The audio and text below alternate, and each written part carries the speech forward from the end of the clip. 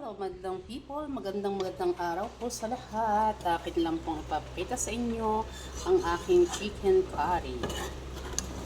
Kung mapapansin nyo po, yan ay may dahon ng sibuyas. At marami pong sabaw dahil yun ang gusto ng aking amo. May carrots, may patatas, dahon ng sili.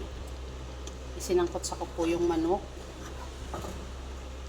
bago ko siya iginisa sa bawang at pinaghalo-halo. And ang gamit ko pong curry is yung parang tableta.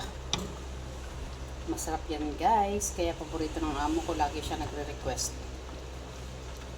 At ito naman po ang isa pa namin pagkain, mamantika yung aking kahit dahil pagluluto, mamaya ko linisin. Tofu, fried tofu, tapos iginisa ko rin siya sa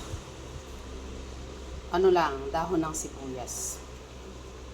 Ganyan po. Tapos meron siyang pangpalasa. Actually, may lasa na rin po yung tofu. Masarap. At ang isa pa pong putahe ay ang spinach. Ay, hindi. Ano yan? Spinach ako. Kahapon yung spinach. Alugbati. Yan. Dati hindi ako kumakain yan at madulas. Hindi ko minamasarap. Abang ngayon, naging paborito ko na. Maya-maya ko lutuin dahil may 20 minutes pa. Ay masarap kumain kapag iyan ay mainit.